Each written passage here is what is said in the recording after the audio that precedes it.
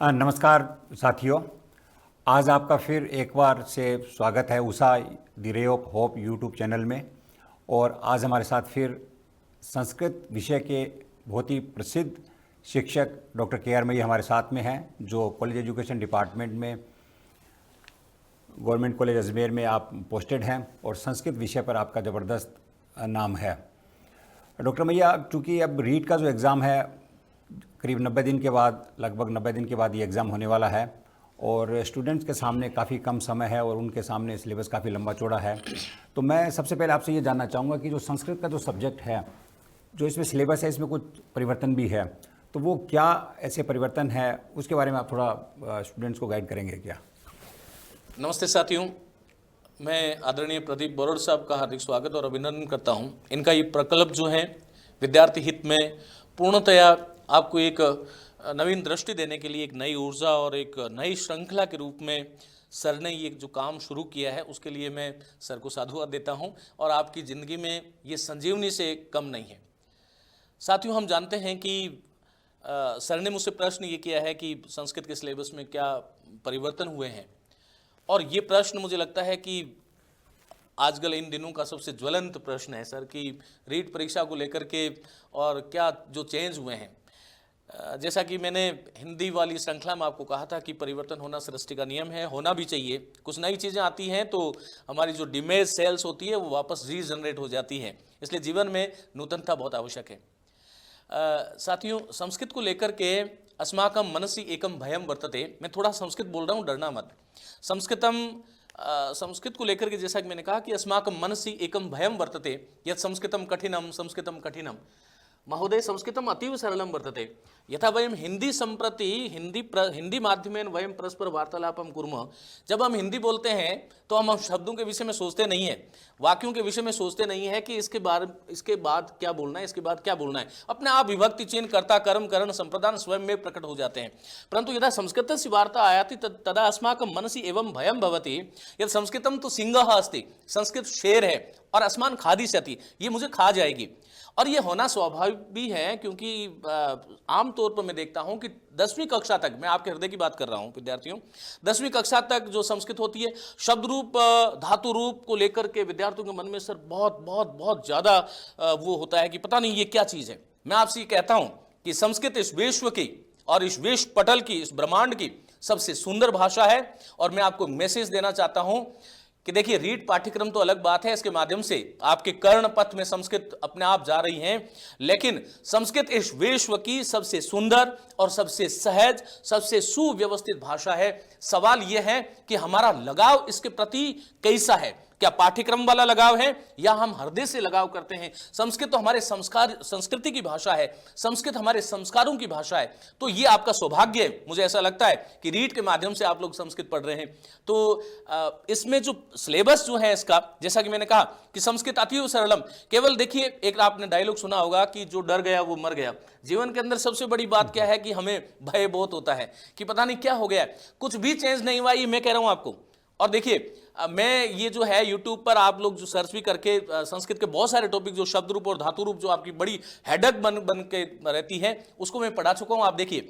और इसके माध्यम से हम और आपको कुछ नई चीज़ें बताने वाले हैं उषा फाउंडेशन के माध्यम से, जो आपको प्रेरित करेगी, जो आपके कॉन्फिडेंस को डेवलप करेगी। साथियों, बहुत सारे जो लोग हैं यूट्यूब पर, और आजकल क्योंकि गुरु और ग्रंथ का जो जमाना था, गुरु ग्रंथ और शिष्य ये छिन गए, अब गूगल बाबा हमारे गुरु हो गए।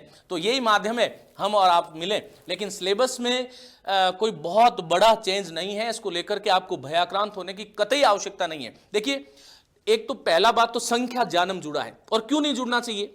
यदि आप शिक्षक बनना चाहते हैं, अपने आप से यदि प्रश्न करें विद्यार्थी, तो मैं ये कहता हूं कि जिस भाषा में मुझे जाकर के जीवन में पढ़ाना है, वहां पर संख्याओं का उपयोग कितना होता है हम सब जानते हैं। तो संख्या को लेकर के, क्योंकि हमारे यहां पर 1 2 3 4 5 6 7 हिंदी में हम जानते हैं। साथियों, हिंदी की मां संस्कृत है, और मां को जब जान लेते हैं तो बेटी अपने आप ही उसके बहुत सारी बातें बेटी की, पुत्री की अपने आप जो है स्वयं में समझ आ जाती है। आप संस्कृत को हृदय से पढ़िएगा, मैं आपसे ये वादा करता हूं कि हिंदी आपको 80% वैसे ही आ जाती है।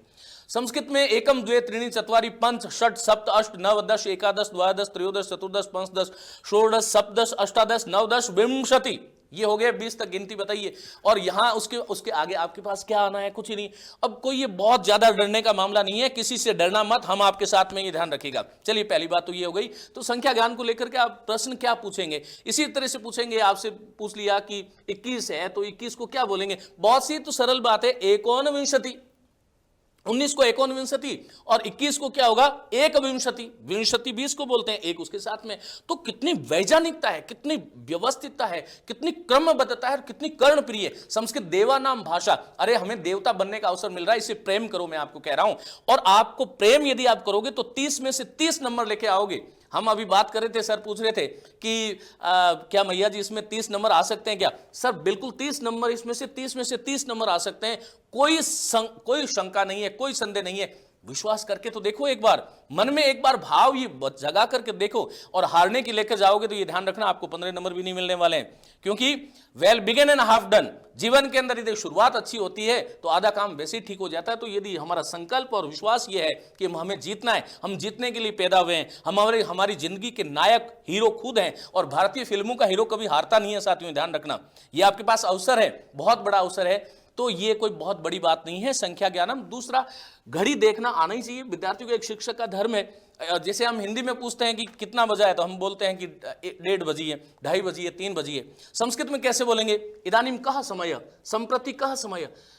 हिंदी और संस्कृत में सर बहुत ज्यादा अंतर नहीं है। मैं ये कहता हूं कि 10 दिन मुझे कोई, आप बिल्कुल एक जिंदा आदमी दे दो, मैं 10 दिन में संस्कृत उसको बोलना सिखा सकता हूं। ये मेरा आत्मविश्वास है, अभिमान नहीं है, ये स्वाभिमान है मेरा।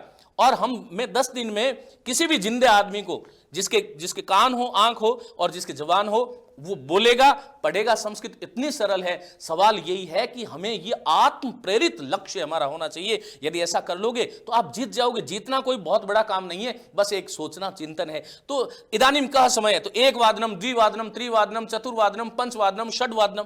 कुछ शिक्षक साथी भी बड़े भय पैदा कर रहे हैं विद्यार्थियों में। ये बहुत सरल सा टॉपिक आपसे पूछेगा कि रामः डैश डैश विद्यालय में गच्छति, और आगे आपको कोई टाइम दे देगा कि 7 और 30। अब 7 और 30 को संस्कृत में क्या बोलते हैं, सार्ध सप्तवादनम। 8:30 को सार्ध अष्टवादनम। तो ये बहुत सरल सी बातें सर। 2 टॉपिक तो ये व्याकरण में जुड़े। एक, जैसा कि हम हिंदी में बात कर रहे थे सर अभी, कि अलंकार वाला जो टॉपिक है वो जुड़ा है। तो बहुत सरल है, केवल और केवल 20 मिनट में क्लियर कर दूंगा, ये ध्यान रखिएगा। कोई बहुत बड़ी बात इसके अंदर नहीं है, तो आपको डरने की जरूरत नहीं है। व्यवस्थित होइएगा और जीवन के अंदर एक टारगेट सेट करके आप इसको पढ़ोगे तो आप विजेता बन जाओगे, इसमें कोई शंका नहीं है। जी सर। मैं तो आपको सुनते ही जा रहा था कि कितना ज़बरदस्त उत्साह के साथ, मतलब एक तरह से अगर मैं ये कहूँ कि ये संस्कृत सिलेबस के वो बताने की क्लास नहीं थी, बल्कि आप लोगों को मोटिवेट करने की क्लास थी। और निश्चित रूप से आपने एक तरह से, सामान्यतः ये कहते हैं सब संस्कृत से लोग डरते हैं, तो डरने की आवश्यकता नहीं है। और संस्कृत तो ऐसा सब्जेक्ट है जो 30 में से 30 अंक आपको दे सकता है। और जैसा कि हम ये कोशिश भी करेंगे कि जो टॉपिक चेंज किए गए हैं या जो नए जोड़े गए हैं संस्कृत में, उन पे आपकी एक छोटी छोटी क्लास भी हो जाए, ताकि आपको फिर कहीं वैसे जाने की आवश्यकता भी नहीं पड़ेगी। तो वो भी हम, सर मैं आपको बीच में रोक रहा हूँ। जैसे मैंने अभी संस्कृत में बात करी है ना, यथा वयम हिंदी माध्यमेन कुर्मः, तो मैंने जब संस्कृत में बात करी तो सर आप अलग बहुत सारे विषय से बहुज्य हैं, लेकिन आपको ये जो मैंने बोला वो समझ में आया कि नहीं आया?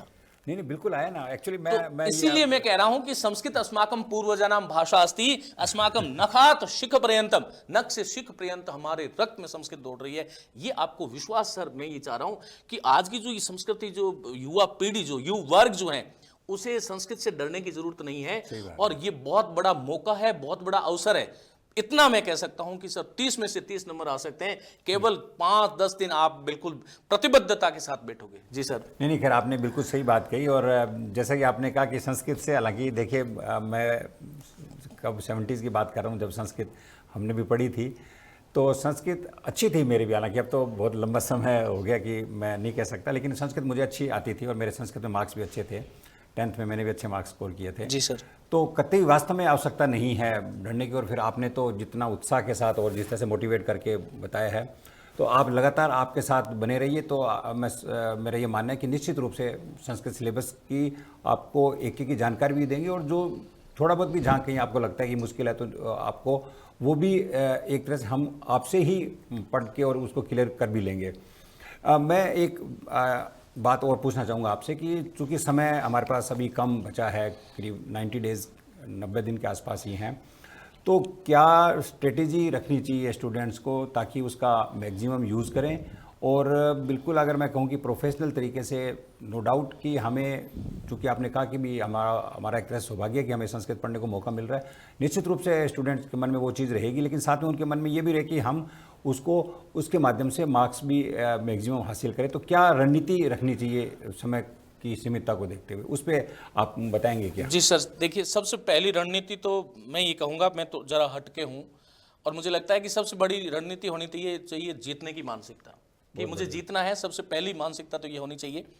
अपना रिजल्ट देखना शुरू कर दीजिए आप इस समय के बाद में, और कि जो है मेरा चयन हो गया है और मैं मिठाइयाँ बांट रहा हूँ और सब मेरे गले मिल रहे हैं। क्योंकि जैसा आप विजुअलाइजेशन करेंगे, वो वक्त ज़रूरत, वो आपकी जो प्री प्लानिंग जो थी वो ऑन हो जाती है, ट्यूनिंग बोलते हैं इसको दिमाग में। तो सबसे बड़ी बात यह है कि यही सबसे बड़ी प्लानिंग है कि अभी हनुमान चालीसा पढ़ने से ज़्यादा ये काम करेगा कि I can do it, I can do it, I can do it, मुझे जीतना है, मुझे जीतना है, मुझे जीतना है।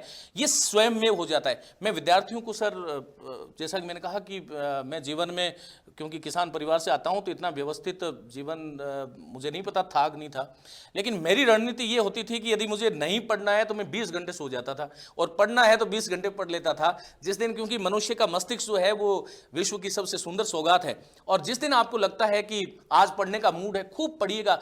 विद्यार्थियों, ये आप बहुत बड़ी गलती करते हैं, अलार्म लगा के सोते हैं। यदि आपको वास्तव में उठना है तो अलार्म की आवश्यकता नहीं होनी चाहिए। और मैं आपका चरित्र चित्र नहीं कर रहा हूं, अलार्म बजती है, 3 अलार्म से पहले भारतीय विद्यार्थी सोता नहीं है सर। तो वो क्या करता है, 3 अलार्म लगाता है, एक 4 बजेगा, एक 4:30 बजेगा, एक 5 बजेगा। हाँ बिल्कुल ठीक कह रहा हूँ, सही सुन रहे हैं आप लोग।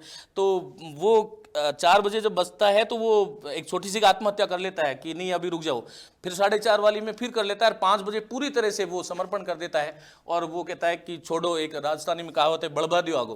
तो ये बड़भा दियो आगो जो है, ये जब तक आप नहीं छोड़ोगे, जब तक आपको जो है सफलता नहीं मिलेगी। साथियों, जीतने के लिए केवल जज्बा चाहिए। आज तक मैंने ये देखा है मेरे जीवन के अंदर कि ये बात पूरी तरह से सच्ची है कि जो भी जीते हैं उनके इरादे पक्के थे। बस यही आपको होना चाहिए। मैं कहता हूं यही टाइम टेबल है कि आपको अभी पढ़ने का मूड कर रहा है तो अभी पढ़िए, रात को उठ के पढ़ने का मूड कर रहा है तो रात को पढ़िए।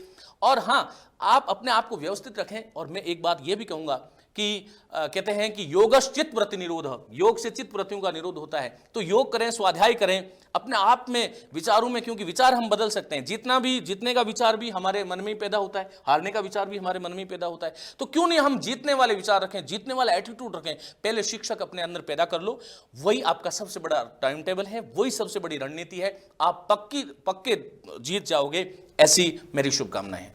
एक, जब चूंकि आप सिलेबस के बारे में जैसे कि आपने चाहा है कि बोर्ड पे डिटेल से बताएंगे, तो मैं ये भी आपसे चाहूँगा कि जो संस्कृत की जो अपने शिक्षण विधियाँ हैं, पेडागोजी हैं, उसके बारे में भी आप थोड़ा सा बताएं, क्योंकि इसको लेके भी बच्चे भ्रमित हैं और थोड़ा सा मन में भय भी रहता है। तो उसके बारे में भी आप सर, हाँ बहुत अच्छा प्रश्न आपने किया है।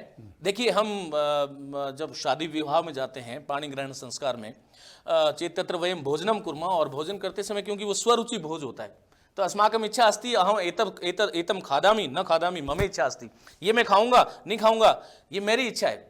दैट मीन्स मैं ये कहना चाह रहा हूं कि जब हम बहुत सारे व्यंजन होते हैं तो वहां पर खाना नहीं खाना ये आपकी इच्छा पे डिपेंड हो सकता है, आपको कोई टोकने वाला नहीं है। लेकिन सिलेबस को लेकर के ये इच्छा नहीं चलने वाली है। सिलेबस में आपको चूजी नहीं होना है। जो बोर्ड ने जो सिलेबस दिया है उसका एक एक टॉपिक, बहुत सारे विद्यार्थी कहते हैं कि सर हमें संधि समझ में नहीं आती, हमें ये अच्छा नहीं लगता, हमें समास अच्छा लगता है। आपके अच्छा और बुरा लगने से कुछ नहीं होगा। बहुत अच्छा प्रश्न सर ने किया है कि 30 नंबर जो संस्कृत के लिए निर्धारित है सर, उसमें 15 नंबर शिक्षण विधियों के। और शिक्षण विधियां क्या है? बहुत सरल सी बात है, यह है कि हम जिस तरह से हम पढ़ा रहे हैं, पढ़ाने में कौन कौन से कौशल हैं, श्रवण है, लेखन है, भाषण है, संप्रेषण किस प्रकार से होता है, एक विद्यार्थी को आप कैसे सिखाओगे, यही पेडागोजी है, यही शिक्षण विधियां हैं। चाहे वो आप उसको आगमन निगमन के रूप में या हम किसी और विधि के रूप में हम बांट रहे हैं, वह अलग बात है। लेकिन सामान्य सी बात मैं ये कहूंगा कि आपको जितना व्याकरण को जितना आप समय देते हैं, उतना ही समय आपको शिक्षण विधियों का भी देना चाहिए। क्योंकि ये स्वरुचि भोज नहीं है। इसमें आपको प्रत्येक जो ये जो सिलेबस जो है, इस सिलेबस में जो 3 यूनिट है वो 3 यूनिट सर जो है वो व्याकरण की है और 3 यूनिट जो है वो शिक्षण विधियों के। शिक्षण विधियों में साथियों ध्यान रखना, आपको यदि जीतना है ना रीट में, तो मैं पिछले 15 वर्ष से इस परीक्षा से जुड़ा हुआ हूं विद्यार्थियों के साथ। तो मैंने ये देखा है कि जीतने वाला विद्यार्थी जो है, एक तो भाषा चाहे हिंदी और संस्कृत, क्योंकि 60 नंबर का हो जाता है शिक्षण विधियों सहित, तो यूं कह सकता हूं कि हिंदी और संस्कृत में 30 नंबर की जो है व्याकरण है, 30 नंबर की शिक्षण विधियां है। बहुत बड़ा पार्ट है ये, लेकिन बहुत सरल है। ये नंबर आपको गिफ्ट किए हुए हैं, ये ध्यान रखना कि बोर्ड भी जानता है कि कोई भी विद्यार्थी 15-20 घंटे में शिक्षण विधियां कर सकता है। ये गिफ्ट के नंबर है, ध्यान रखना। एक भगवान से प्रार्थना करा करो कि हे ईश्वर, प्रश्न पत्र खूब कठिन आए, पढ़ने वाला साहसी, अपने लिए समस्या मांगा करो हमेशा। जितनी समस्याएं मांगोगे उतना ही आपके साथ अच्छा होने वाला, ये ध्यान रखिएगा आप लोग। ये बहुत बड़ी बात है जीवन में, हम सरलता की तरफ बढ़ जाते हैं, जीवन में समस्या मांगना सीखिए, आपको कोई हरा नहीं सकता। तो प्रश्न पत्र हार्ड आए, खैर ये तो अलग बात हो गई, लेकिन आपको उसके अनुसार पढ़ना है। तो 60 नंबर का ये आपका एक बहुत बड़ा पोर्शन है। दूसरा सर, इसके साथ मैंने देखा है कि देखिए जीके जो है वो प्रत्येक विद्यार्थी के साथ क्या होता है कि एक समान साखी होता है सर। तो वो 30 नंबर का जो 30 मार्क्स का जो जीके है, तो उसको आप उसके अनुसार देख लें। लेकिन जो शिक्षा मनोविज्ञान है, वो शिक्षा मनोविज्ञान जो है बहुत महत्वपूर्ण है, ये ध्यान रखें। और शिक्षा मनोविज्ञान में राजस्थान में बहुत अच्छी अच्छी फैकल्टियां हैं। हमारे ही एक कॉलेज शिक्षा विभाग से डॉक्टर धीर सिंह जी धाबाई हैं, वो बहुत बहुत बढ़िया ढंग से आपको मनोविज्ञान में आपको प्रेरित करते हैं, संदेश देते हैं, और साथ ही आपको किस तरह से पढ़ना चाहिए, क्या पढ़ना चाहिए। मैं एक कहानी 1 सेकंड की आपको बोलूंगा। देखिए एक सर, एक आपकी इजाजत तो बोलूं कि एक बार क्या हुआ कि एक व्यक्ति थे और वो गाड़ी लेकर के जा रहे थे, और मेरी तरह थोड़े कुशल ड्राइवर नहीं थे, तो गाड़ी बीच में कहीं बंद हो गई। और वो पूरी शाम का समय था और शाम को गाड़ी बंद हुई। पूरी रात भर वो परेशान होते रहे, गाड़ी स्टार्ट नहीं हुई। आसपास में पूछा कि भैया कोई है मिस्त्री इसका, तो बोला कि गांव वालों ने कहा कि भाई साहब अभी सुबह 9 बजेगी तब मिस्त्री जी आएंगे। अब वो पूरी रात भर उस पर पता नहीं कौन कौन से यत्न प्रयत्न करता रहा, लेकिन वो गाड़ी स्टार्ट होने का सेल्फ लग ही नहीं रहा था। अब वो जैसे ही प्रातः हुई, और प्रातः वेला में जैसे ही वो मिस्त्री वहां पर आता है और उसको बुला करके कहता है सरदार जी थे, बोले देखो मेरी गड्डी खराब हो गई। तो वो जो है मिस्त्री आता है, मिस्त्री आकर के बोलता है कि बोनट उठा। साथियों पहली बात तो ये दिमाग बोनट है हमारा, ये मनुष्य ने केवल और केवल ईश्वर ने हमारे 3 इंच का काम की चीज बनाई है, बाकी सब नौकर है उसका। तो इसको बढ़िया सुधार लोगे तो ये बोनट सुधार लो, ये ध्यान रखो। खैर ये अवान्तर कथा हो गई। तो बोनट उठा, और बोनट जैसे ही उठाया, मिस्त्री ने एक हथौड़ा लिया और उसके ऊपर मारा और बोले बोनट नीचा कर और गाड़ी में बैठ और सेल्फ लगा। तो सेल्फ लग गया, और सेल्फ लगते ही गाड़ी स्टार्ट हो गई, और बड़े खुश हो गए वो जिनकी गाड़ी थी। बोले कि कितने पैसे दूं? तो उसने कहा कि 100 रुपए। तो वो बड़े परेशान हैरान हो गए कि 100 रुपए, एक हथौड़ा मारा तुमने, 100 रुपए किस बात का, ये कोई बात होती है क्या? एक हथौड़े के 100 रुपए कैसे दे सकता हूं? तो बोले भाई साहब मैं हथौड़े के पैसे नहीं ले रहा, हथौड़े आप रात भर मार रहे थे, पता नहीं कितने कितने हथौड़े मार रहे थे, लेकिन मुझे ये पता था कि हथौड़ा मारना कहां पर है। ये आपकी जिंदगी में होना चाहिए कि आपको जीवन में हथौड़ा किस जगह मारना है, आपका सिलेक्शन कहां से आने वाला है, आपको सफलता कहां से मिलने वाली है। कई बार दरवाजा जो है वो बाहर की तरफ खुलता है, हम अंदर की तरफ उसको प्रेशर दे रहे होते हैं। शिक्षा यहीं से शुरू होती है, यही सूत्र वाक्य आपकी जिंदगी में होना चाहिए। क्या पढ़ना है, कब पढ़ना है, कितना पढ़ना है, कैसे पढ़ना है, ये 4 चीजें कोई भी विद्यार्थी कर ले, अरे ये तो रीट है, कुछ नहीं, अपना व्यक्तित्व बना लो। IAS, RAS, शिक्षक, प्रोफेसर, कुछ भी आप बन सकते हो। ये दुनिया का तमाम वो विचार जो आपके मस्तिष्क में आता है, उस पर आपका हक है, आपका अधिकार है, बस लेने की चाहत आप में होनी चाहिए, वो ज्वलंत जिज्ञासा आप में होनी चाहिए, वो बर्निंग डिजायर आप में होनी चाहिए, और वाष्प बनने की शक्ति आप में होनी चाहिए। तो सब चीजें सर संभव हो जाती है। धन्यवाद। क्योंकि एक मिनट आपका और लेंगे जी। नो डाउट बहुत अच्छा मोटिवेट आप कर रहे हैं हमारे सभी स्टूडेंट्स को। आप थोड़ा सा एक ये भी बताएं कि संस्कृत सब्जेक्ट में क्या पढ़ना चाहिए और कौन सी बुक पढ़नी चाहिए और कैसे पढ़ना चाहिए। सर बहुत अच्छा प्रश्न किया है।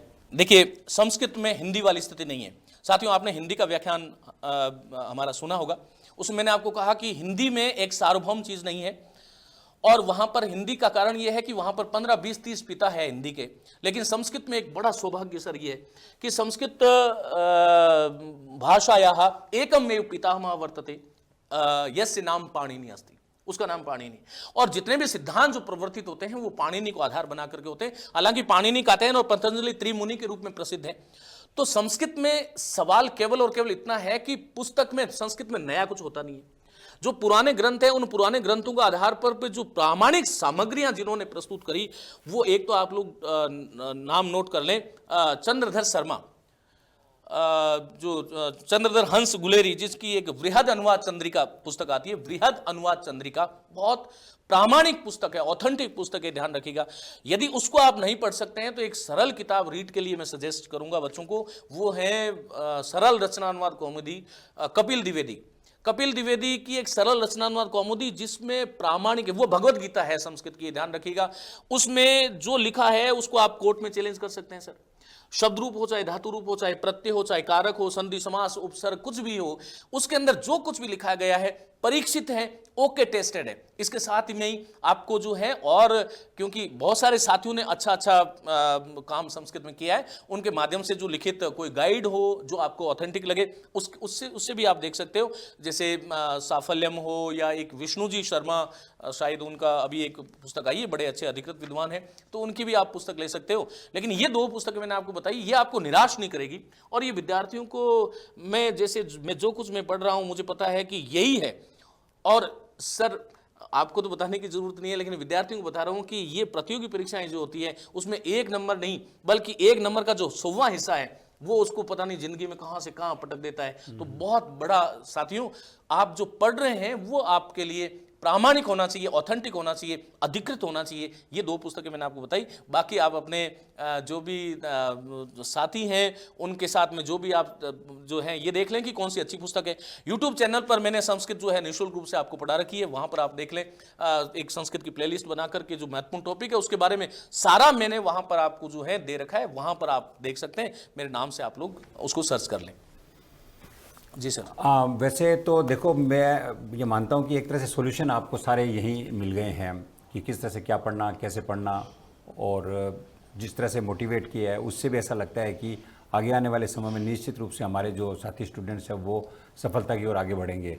तो मैं इस भावना के साथ कि आप सभी सक्सेसफुल होंगे, न केवल जीवन के इस एग्ज़ाम में बल्कि हर एग्ज़ाम में सक्सेसफुल होंगे, और जिस तरह से आपको मोटिवेट किया है, जिस तरह से आपको गाइड किया है, उसके लिए मैं डॉक्टर मैया आपका बहुत बहुत एक तरह से स्वागत करना चाहूँगा। और मैं अब आपसे रिक्वेस्ट करूँगा कि आप बोर्ड पे डिटेल से हमारे सभी साथी स्टूडेंट्स को देखिए। स्वागत तो सर कर रहे हैं, ये बड़प्पन है, हम सर के ही बनाए हुए हैं, इन्हीं के शिष्य हैं, आपकी महत्ता है। चलिए साथियों, सर का जैसा आदेश है मैं जो है पाठ्यक्रम की हम बात करेंगे, और जो है क्या सिलेबस है और क्या रणनीति आपकी होनी चाहिए थोड़ा विस्तार पूर्वक, क्योंकि मुझे भी हेजिटेशन हो रहा है। सर सामने बैठे हैं तो मेरे को थोड़ी आवाज़ जो है वो होता ही है, बड़े जो होते हैं उनसे हमारा भय जो होना सर स्वाभाविक है। तो चलिए अपन वहाँ पर बात करते हैं। तो साथियों, संस्कृत कथम पठनीयम भवति, संस्कृत किस प्रकार से पढ़ना चाहिए, इसके बारे में हम लोग बात कर रहे थे। और चलिए आइए मैं संस्कृत के सिलेबस को लेकर के, पाठ्यक्रम को लेकर के कुछ बातें आप लोगों के साथ बांटना चाहता हूं। साथियों, जैसा कि मैंने आपको बताया कि देखिए, ये सबसे बड़ी बात यह है कि जीवन में आपकी यदि दृष्टि सकारात्मक है तो फिर कोई भी सिलेबस हो, कोई कुछ भी चीज कठिन नहीं है। और यदि दृष्टि नकारात्मक है तो दुनिया की कोई भी चीज हो आपको कभी सफल नहीं कर सकती। पहली बात तो यह है कि मुझे नख से लेकर शिख तक सकारात्मक सकारात्मक सकारात्मक सकारात्मक सकारात्मक विचार ही लाने हैं। ये मस्तिष्क है, इसमें जितने सुहावनी विचार आप लाओगे उतना ही आपके साथ जो है अच्छा होने वाला है। चलिए साथियों, मैं आपको बता रहा हूं कि एकम अपठितम गद्यांशम आधारीकृत्य निम्नलिखित व्याकरण संबंधी प्रश्न। सबसे पहली बात तो आपको ध्यान देना है। देखिए, मैंने अभी आपको कहा था कि संस्कृतम अतीव सरलम, संस्कृत बहुत सरल है, लेकिन विद्यार्थियों आपको यह बात ध्यान रखनी है कि संस्कृत का जो प्रश्न पत्र है वो संस्कृत माध्यम से आएगा, ये आप ध्यान रखिए। इसलिए आपको संस्कृत का अभ्यास होना चाहिए। ये बार बार मैं आपको कह रहा हूं, संस्कृत का अभ्यास होना चाहिए जितना हो सकता है अपने साथियों के साथ। देखो, हमसे कोई बड़ा है तो हमें उसके सामने बोलने में थोड़ा सा प्रॉब्लम हो सकती है, हेजिटेशन हो सकती है। जो संस्कृत नहीं जानता है उसे पता ही नहीं है कि शुद्ध क्या है अशुद्ध क्या है, उसके साथ बोलना शुरू कर दो। और इस धरती का कोई भी प्राणी जब पहली बार कुछ भी बोलता है वो अशुद्ध ही बोलता है, गलत ही बोलता है, अस्पष्ट ही बोलता है। ये सार्वभौम तथ्य हैं। तो हमें बोलते वक्त ये ध्यान रखना है कि हमें हमारे मन में ये नहीं होना चाहिए शुद्धम अस्ति अशुद्धम अस्ति, अरे शुद्धम अशुद्धम कथम अपि भवति अस्माभि वक्तव्यम, हमें बोलना चाहिए। मैंने अभी कहा था भाषा भाषण से आती है। चलिए साथियों, तो यहां पर सबसे पहली बात है शब्द रूप। तो शब्द रूप को लेकर के आक्रांत होने की आपको आवश्यकता नहीं है, दबने की आवश्यकता नहीं है। शब्द रूप को आप एक सिस्टमेटिक बताइए। मैंने आपको यूट्यूब पे पढ़ा रखा है, वहां आप देख सकते हैं। तो वहां पर देखो, अब शब्द रूप है अकारांत है, आकारांत है, इकारांत है, उकारांत है, ऋकारांत है, उसको एक सामान्य नियम लगता है। मैं आपको बताऊं एक बात, आप यदि जीवन में केवल 1 घंटा शब्द रूप को दे दो, 1 घंटा, और बहुत शांत मन से एक जो विधि है जो मैंने पढ़ा रखी है उसको आधार बना करके भी आप ये काम कर सकते हो। 1 घंटा यदि आपने ये दे दिया कि शब्द रूप इस प्रकार से होते हैं, तो ध्यान रखना 90% शब्द रूप बिल्कुल समान होते हैं, साम्य होता है, कोई गलत होता ही नहीं है उसके अंदर, ये ध्यान रखो। मानी कि आप यदि एक शब्द रूप को ढंग से याद कर लोगे तो संस्कृत के 90% शब्दों को याद कर लिया। ये बात आपको सीखनी है, तो आप उस बात को सुने, देखें। फिर उसके बाद में देखिए धातु रूप है। तो धातु रूप भाई 5 लकार है। संस्कृत भाषा में कुल लकार जो है वो 10 हैं, लेकिन यहां पर 5 ही लकार पढ़ने हैं आपको। कौन कौन सा है? लट लकार, लिट लकार, लंग लकार, लोट लकार, विधिलिंग लकार। 10 लकार यहां पर नहीं है। आपको क्या पूछेगा? आपसे पूछ लिया कि अपठत जो है उसमें कौन सा लकार है, तो आपको सीधा सा ध्यान रखना है कि भाई अ जिसके आरंभ में जुड़ जाता है वो तो लंग लकार होता है। और मैंने आपसे पूछा पठतु, जैसे पिछली बार 2016 की जो परीक्षा थी रीट, उसके अंदर था निंदंतु पद में कौन सा लकार है। अब निंदंतु, अरे जिसमें तू आ गया वो लोट लकार हो गया, जिसमें क्षति आ गया वो लिट लकार हो गया, जिसमें अ जुड़ गया वह लंग लकार हो गया। बहुत सरल, जिसमें पठेत लिखेत, पठेत पठेताम पठेयु, लिखेत लिखेताम लिखेयु, पठेत इस प्रकार का आ गया, विधिलिंग लकार हो गया। ये साथियों बहुत सरल चीजें हैं। धातु रूप के विषय में भी व्याख्यान दिया जा चुका, आप देख सकते हैं। सबसे महत्वपूर्ण जो संस्कृत की चीज है ना वो कारक है। ये आप यहां पर आपको ध्यान रखना पड़ेगा यदि आपको संस्कृत में सफल होना है, यदि आपको संस्कृत में पूरे में से पूरे नंबर लाने हैं, 30 में से 30 नंबर लाने हैं, तो कारक प्रकरण को आपको पढ़ना होगा। संस्कृत भाषायाम षड कारकाणि भवन्ति। संस्कृत भाषा में 6 कारक होते हैं। हिंदी में 8 कारक 8 विभक्तियां, संस्कृत में 6 कारक 7 विभक्तियां। कर्ता कर्म कर्ण संप्रदान अपादान अधिकरण जो है ये 6 कारक है। और संबंध और जो संबोधन है उसको कारक में नहीं गिनते हैं, वो विभक्तियां हैं, और संबोधन को प्रथमा विभक्ति मान लेते हैं। ये ध्यान रखना, आपको इस तरह से ध्यान रखना है। अब ये कारक प्रकरण जो है आपको कुछ नहीं करना है, जो सूत्र हैं उन सूत्र के अनुसार कौन सी, अब जैसे उपपद विभक्तियों को लेकर के प्रश्न करते हैं। एक प्रश्न पूछा गया था रीट के अंदर, वो प्रश्न था कि सह तंडुलेन ओदनम पचति। अब उसको शुद्ध करना था, तो आपको यदि कारक पढ़ा हुआ था और अकथितम सूत्र यदि पढ़ा हुआ था, तो आपको यह समझ में आ गया कि भैया जहां पर दुह याच पच दंड ची ब्रू शास जी मत मुश नी री कृष व, ये 16 धातुओं के साथ सदैव 2 कर्म आते हैं, तो तंडु लेन नहीं होकर के तंडु लान होगा। ये चीजें आपको ध्यान रखनी पड़ेगी इस तरह से। तो कारक प्रकरण बहुत महत्वपूर्ण है। मैं आपको बता दूं कि व्याकरण का, संस्कृत व्याकरण का कोई प्राण तत्व है संस्कृत व्याकरण का, तो वो कारक प्रकरण है, क्योंकि यही तो आपको अनुवाद सिखाएगा, यही आपको प्रश्न को समझना सिखाएगा। कारक प्रकरण से हम संस्कृत का अनुवाद सीखते हैं, और संस्कृत के अनुवाद की सबसे सरल और सबसे कठिन, आप कुछ भी मानो, वो एक ही बात है कि कर्ता जिस पुरुष और वचन का होता है, क्रिया भी उसी पुरुष और वचन की होती है। ये सामान्य नियम है संस्कृत का। यदि इस एक नियम को आपने पकड़ लिया तो आपकी जो है कभी भी संस्कृत में समस्या आने वाली नहीं। तो यहां पर आप कारक के माध्यम से आप अनुवाद, कारक के माध्यम से आप बोलना, कारक के माध्यम से आप शुद्ध और अशुद्ध ये सब कुछ सीखते हैं। साथियों ये विभक्ति और कारक एक ही बात है। उपसर्ग, संस्कृत में 22 उपसर्ग होते हैं। प्र, परा, अब, सम, अनु, अव, निस, निर, दुस, दुर, वी, आ, नि, अधि, अभि, प्रति, परि, उप। इन 22 उपसर्गों के साथ कौन कौन सी संधि होगी? जैसे मैंने आपसे पूछ लिया व्यापक शब्द, व्यापक इत्यत्र कह उपसर्ग, तो आपको ध्यान रखना चाहिए वी उपसर्ग है, आप धातु है और नूल प्रत्यय है, व्यापक बन गया। अब ये कैसे बना, ये आज का विषय नहीं है, क्योंकि यहां पर केवल सिलेबस को मैं डिस्कस कर रहा हूं। आपको मैंने अभी तक बता दिया शब्द रूप धातु रूप बहुत सरल है, 90% समान होते हैं।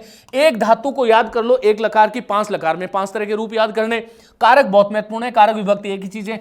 उपसर्ग 22 है, उपसर्ग में ध्यान रखना है कौन सी संधि हुई, कौन सी समास। लेकिन उपसर्ग पढ़ने से पहले आपको क्या पढ़ना पड़ेगा? संधि। ये नोट कर लें आप लोग। पहले उपसर्ग पढ़ोगे गड़बड़ है, पहले संधि पढ़ोगे तब आपको उपसर्ग समझ में आएगा। अनंतर आप समास को स्वतंत्र पढ़ सकते हो, प्रत्यय को स्वतंत्र पढ़ सकते हो। समास को लेकर के विद्यार्थियों के मन में बहुत भय है संस्कृत में, और उन्हें लगता है कि संस्कृत के समास बहुत कठिन है। साथियों, ये ध्यान रखो, किसी भी चीज को प्रेम से खोलना सीखो। देखो, एक अच्छी कंपनी का जो ताला होता है उसके अंदर कितने हथौड़े मार दो वो खुलता नहीं है, लेकिन एक छोटी सी चाबी होती है, वो उसके अंदर जाती है, प्रेम से खोल देती है और ताला अपना मुख जो है उद्घाटित कर लेता है। संस्कृत भी ऐसी है। संस्कृत में आपको यदि प्रेम से अंदर प्रविष्ट होना है तो प्रेम से, श्रद्धा के साथ, प्रेम के साथ और संस्कृत से लगाव और स्नेह करते हुए, मैंने आपको बार बार कहा है, जीतने के लिए केवल और केवल एक ही चीज चाहिए कि जो चीज आपको कठिन लगती है जीवन में, उससे आप प्रेम करना शुरू कर दो। ये ध्यान रखिएगा। तो मैंने आपको पढ़ने का तरीका बता दिया। अब सर्वनाम संस्कृत में क्या है? सर्वनाम शब्दों के रूप हैं भाई, तद है, एतद है, यत है। ये जो है ना, यत है, तद है। जैसे तत् है, तत् के तीनों लिंगों के रूप, सह तौते, सा तेता, तत्ते तानी, तीनों लिंगों में, विभक्तियों में रूप। सर्वनाम शब्दों के संबोधन में रूप नहीं चलते हैं, ये ध्यान रखना। तो कौन सा सर्वनाम है, किस प्रकार से? विशेषण, जैसे मैंने कहा अपठितम गद्यांशम, तो गद्यांशम विशेष्य है, कैसा गद्यांश है? अपठितम, ये उसका विशेषण हो गया। तो इस तरह से आपको ध्यान रखना है। संख्या जानम नया टॉपिक जुड़ा है, ये ध्यान रखिएगा रीट में आपकी बार, और संख्या जानम के जो है उसके ऊपर एक व्याख्यान लिया जा चुका है, आप वहां से देख सकते हो। साथियों, साथ ही महेश्वराणी सूत्राणी, महेश्वराणी सूत्र जो संस्कृत की आधारशिला है, संस्कृत व्याकरण की आधारशिला, यूं कहूं कि इस दुनिया का सबसे सुंदर चीज कोई है तो महेश्वर सूत्र है। विद्यार्थियों को महेश्वर सूत्र याद नहीं होते। महेश्वर सूत्र में आपको ध्यान ये रखना है कि सबसे पहले जो है वो आपको जो है ये ध्यान रखना होगा, सबसे पहले जो है महेश्वर सूत्रों में स्वर आते हैं, स्वर के बाद में व्यंजन आते हैं, और व्यंजनों में भी पंचम वर्ण आते हैं पहले, फिर उसके बाद में चतुर्थ आते हैं, फिर तृतीय आते हैं, फिर द्वितीय आते हैं, फिर प्रथम आते हैं, और अंत में ऊष्म वर्ण आते हैं। तो साथियों, इसके बारे में आपको ध्यान, एक विधिवत है। देखो, संस्कृत को पढ़ने की एक तरीका है। संस्कृत देवानाम भाषा, कर्ण प्रिय भाषा। महेश्वर सूत्र में आपको सामने पढ़ के एक बार सुना रहा हूं, आप लोग ध्यान से सुनिएगा, इस लय से आप बोलना सीखो। चलिए, तो महेश्वर सूत्रों को किस प्रकार से याद करना चाहिए? कुछ लोग बोलते हैं अ, ई, ऊ, ण, री, ली, क, ऐसे मत बोलिए। संस्कृत की एक लय है। संस्कृत देवानाम भाषा वर्तते, देवताओं की भाषा है, तो देवताओं की भाषा को देवता की तरह बोलना चाहिए। तो देखो, मैं एक लय आपको दे रहा हूं, इस लय को आधार बना करके आप संस्कृत के सूत्र, महेश्वर सूत्र याद करोगे तो आपको सदैव कंठस्थ रहेंगे, कभी आप भूलोगे नहीं। मुझे बहुत सारे विद्यार्थी कहते हैं कि सर 6 महीने से याद नहीं हो रहे थे, लेकिन जब से आपने बताया उसके बाद में हम जो है एक ही बार में याद हो गया, क्योंकि संगीत मनुष्य के हृदय के सबसे नजदीक होता है, ये ध्यान रखिएगा। तो मैं आपको एक लय दे रहा हूं, उसके अनुसार आपको करना है।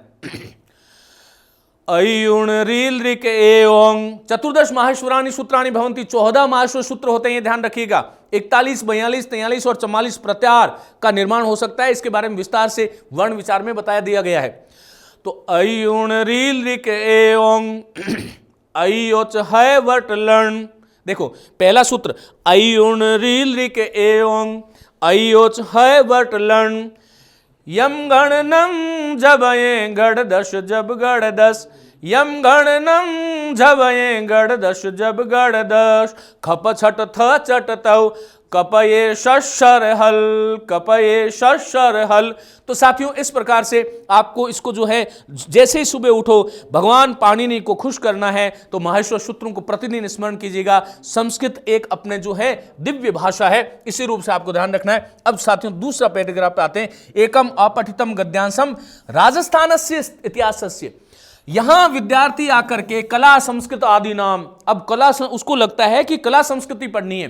अरे भाई, कला संस्कृति नहीं पढ़नी है, कोई एक अपठित गद्यांश होगा जिसका संस्कृत माध्यम होगा, और उस अपठित गद्यांश का जो विषय होगा वो कला और संस्कृति होगा। आधारीकृत्य निम्नलिखित बिंदु संबंधी प्रश्न, कौन कौन से? क्रियापद कौन सा है, आपको एक गद्यांश दे देंगे, क्रियापद पूछ लिया। जैसे मैंने कहा निंदन्तु नीति निपुणा यदि वा, या मैंने कहा सत्संगति कथय किम न करोति पुंसाम। अब मैंने कहा कि इस लाइन में सत्संगति, कथय, किम न करोति पुंसाम, कौन कौन सा क्रियापद है? तो कथय, करोति ये क्रियापद है। कौन से लकार का है, कौन से वचन का है, कौन से पुरुष का है, ये वही बात है, क्रियापद का चयन। कौन सा वचन है? मैंने आपसे पूछ लिया कि धीराहा शब्द जो है, या मैंने आपसे कोई भी पूछ लिया, मैंने कहा मानवाहा, ये जो है इसका जो है कौन सा वचन है? संस्कृत भाषायां वचन त्रयम भवति, 3 वचन होते हैं, एक वचन, द्विवचन और बहुवचन। संस्कृत भारतीय भाषाओं में एक तरह से इकलौती भाषा है जिसमें इतना व्यवस्थित जो है वचन व्यवस्था है यहां पर। तो यहां पर आपसे मैंने पूछ लिया मानवः कौन से लिंग में है, या मैंने आपसे पूछ लिया कि हरयः कौन से वचन में है, तो ये जो हरय जो है वो बहुवचन है, हरि हरि हरय। वचन लकार वही धातु वाली बात है, ये रिपीटेशन है। लिंग कौन सा है किसी भी शब्द का, तो साथियों ये आपको ध्यान रखना। लिंग से संबंधित आपको ध्यान रखना है कि लुट प्रत्यय किसी भी शब्द से जुड़ा है, लुट प्रत्यय किसी भी शब्द में जुड़ा है, मूल प्रत्यय किसी भी मूल प्रत्यय किसी भी शब्द से जुड़ा है, किसी भी शब्द के साथ तुमुन प्रत्यय जुड़ा है, किसी भी शब्द के साथ त्वा प्रत्यय जुड़ा है, लब प्रत्यय जुड़ा है, तुमुन जुड़ा है, त्वा जुड़ा है। तो यहां पर जो है वो जो है लिंग की दृष्टि से कौन सा लिंग होगा? नपुंसक लिंग। आपसे मैंने कहा कि कितने प्रत्यय हैं, टाप प्रत्यय हैं, गीप प्रत्यय हैं, गीश प्रत्यय हैं, वो उसका लिंग कौन सा होगा? कि स्त्रीलिंग होगा। तो ये लिंग ज्ञान होना चाहिए, ये प्रश्न होंगे। फिर विलोम शब्द, बहुत सीधी सी बात है, वही जो है मैंने कहा कि सुपुत्र तो कुपुत्र, इस तरह से लकार परिवर्तन ये आपको करना है। आपको कोई लट लकार का एक वाक्य दे देंगे, वो आपको कहेंगे कि इसको लंग लकार में बदल दो।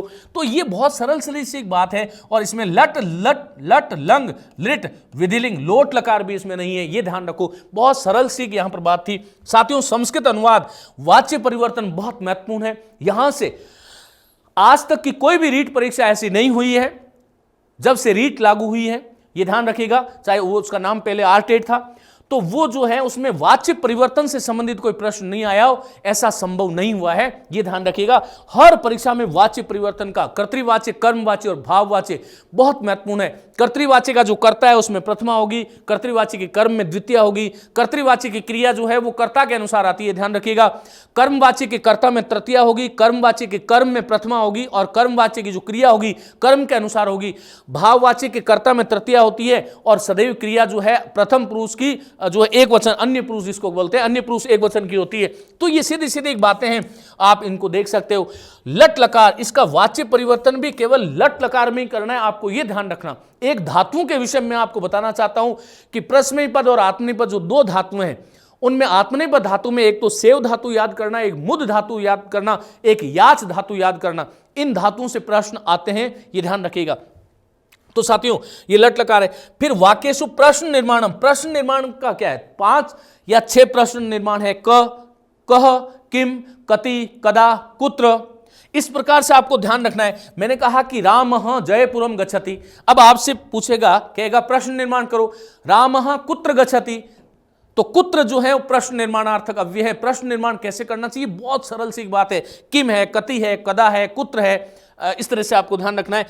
अशुद्ध संशोधन कारक का ही हिस्सा है, ये अलग पढ़ने की जरूरत नहीं है। एक संस्कृत सूक्तियां यहां पर आपको ये दिखाई दे रहा होगा, संस्कृत सूक्तियां। साथियों संस्कृत जो है वो सूक्तियों का भंडार है, कदम कदम पर संस्कृत में सूक्तियां हैं, ये आपको ध्यान रखना है। लेकिन संस्कृत सूक्तियां जो हैं आपको 10वीं कक्षा तक की जो माध्यमिक शिक्षा बोर्ड की जो पुस्तकें हैं उनमें जो सूक्तियां आई है, बहुत ज़्यादा डरने की आपको आवश्यकता नहीं है। मैं आपको सही बता रहा हूं, बहुत सारे शिक्षकों से भी मेरा अनुरोध है कि विद्यार्थियों को आप संस्कृत बहुत सरल भाषा है, उसे बहुत भयाक्रांत करने की आवश्यकता नहीं है। कुछ शिक्षक साथी सूत्र माध्यम से रीट के परीक्षार्थियों को पढ़ाते हैं, उसको डर लगता है कि पता नहीं संस्कृत तो पता नहीं कितनी कठिन लैंग्वेज है। साथियों हृदय से बात बताऊं तो संस्कृत का व्यवहारात्मक ज्ञान ही रीट है। संस्कृत की व्याकरण जो है वो रीट में है ही नहीं। व्याकरण बहुत सरल सी जो व्यवहार में हमारे प्रयोग में आती है, समय ज्ञान है, संख्या ज्ञान है, 5 प्रकार के लकार हैं, कोई बहुत बड़ी बात नहीं है। संधि में आपको कोई बहुत बड़ा कोई काम नहीं करना है। जैसी हिंदी की संधि होती है वैसी संस्कृत की संधि होती है। समास में कहूंगा कि समास हिंदी और संस्कृत में बिल्कुल भिन्न भिन्न है। सर्वनाम हिंदी में और संस्कृत में भिन्न भिन्न है। संज्ञा हिंदी में और संस्कृत में भिन्न भिन्न है। आपको इन चीजों का ध्यान रखना है, डरना नहीं है। जो डर गया वो मर गया। और इसी के साथ साथ में आपको यह ध्यान रखना है कि ये वाला जो भाग है ये शिक्षण विधियों का भाग है, जिसमें संस्कृत भाषा शिक्षण विधि है। शिक्षण के सिद्धांत कौन कौन से हैं? संस्कृत भाषा कौशल से विकास, श्रवणम, संभाषणम, पठनम और लेखनम, जो 4 सोपान है। यहां से बहुत सरल सरल से एक प्रश्न आते हैं, हम प्रयास करेंगे इसके बारे में आपको जो है 2-4 घंटे का एक मैराथन के माध्यम से हम समझाएं। संस्कृत अध्यापन से अधिगम साधन, सीखने के साधन कौन कौन से, पाठ्य पुस्तकानि संप्रेषण के कौन कौन से साधन हैं, और संस्कृत भाषा शिक्षण से मूल्यांकन संबंधी प्रश्न, मौखिक और लिखित प्रश्नानाम प्रकार सतत मूल्यांकनम उपचारात्मकम शिक्षणम। तो यहां पर ये वाला जो भाग है ये 15 नंबर का है, ये वाला भाग जो है वो 15 नंबर का है। लेकिन सबसे बड़ी बात जहां से मैंने इस कक्षा की शुरुआत करी थी, मैंने आपको कहा था कि संस्कृत का प्रश्न पत्र जो है वो संस्कृत माध्यम से आता है। केवल इतनी सी एक बात आपको ध्यान रखनी है, बाकी आपको कोई बहुत ज्यादा आगे बढ़ने की जरूरत नहीं है। देखो मैं ये बता चुका हूं, अब ये जो संस्कृत का जो द्वितीय जो है वो देखिए, ये भाषा जो द्वितीय है उसके बारे में, उसमें केवल और केवल, चलिए इसमें अभी खुल नहीं रहा, द्वितीय जो भाषा है उसमें अलंकार जो है वो एक अतिरिक्त बिंदु के रूप में समाहित है। अलंकार बहुत सरल है साथियों, शब्दालंकार, अर्थालंकार। शब्दालंकार में जो जैसा कि हम जानते हैं कि तीन चार अलंकार है। अर्थालंकार में आपको उपमा, रूपक, उत्प्रेक्षक, ये 3-4 ही पढ़ने, कोई बहुत ज्यादा पढ़ने की जरूरत नहीं है, बहुत बड़ा ग्रंथ नहीं आता है। सीधा सीधा आपसे कई बार ये भी प्रश्न हो जाता है कि कौन सा शब्दालंकार है, कौन सा अर्थालंकार है, अलंकार का इतिहास क्या है, अलंकार की परिभाषा क्या है, यमक अलंकार कहाँ होता है, श्लेष अलंकार कहाँ होता है, उपमा, रूपक, उत्प्रेक्षा, स्वाभावोक्ति, अर्थांतरन्यास कहाँ पर होता है, छंद से संबंधित प्रश्न वहां पर समाहित है, ये भी ध्यान रखिएगा। तो छंद से संबंधित जो है मैं यूट्यूब पे बात कर चुका हूं, आप जो है वहां पर आप देख सकते हैं। बहुत सरल सी बात है, छंद पादौ तु वेदस्य, छंद वेद रूपी पुरुष का पांव है, और छंद को सीखना संस्कृत के लिए बहुत आवश्यक है, क्योंकि आपको साहित्य पढ़ना है। तो छंद के माध्यम से जब आप विद्यार्थियों को पढ़ाओगे और उसमें जो श्लोक आएगा उसको यदि छंद का ज्ञान आपको है तो विद्यार्थियों को अच्छा लगेगा। ये हमारा ज्ञान है, उसको बांटने के लिए आपको, यही तो हमारी शिक्षण विधियां एक तरह से, इसी के माध्यम से आपको आगे बढ़ना है। मेरी खूब खूब शुभकामनाएं साथियों। इसके अंदर मेरा लक्ष्य केवल और केवल ये था, यहां पर बिंदु पढ़ाना मेरा अभिप्राय नहीं था। मेरा उद्देश्य केवल इतना था कि मैं आऊं और आपके इस जो उषा जो फाउंडेशन है उसके माध्यम से आप लोगों तक ये बात हम पहुंचा सकें कि किस प्रकार से हमें हिंदी और संस्कृत को पढ़ना चाहिए, क्या उसका तरीका है और किस तरह से हमें पढ़ना चाहिए। मैंने आपको बार बार ये कहा है कि पाठ्यक्रम को आधार बनाएं, स्वरुचि भोज नहीं बनाएं, पाठ्यक्रम के प्रत्येक बिंदु को आधार बना करके पढ़े। हमारी खूब खूब शुभकामनाएं। नमस्ते, धन्यवाद।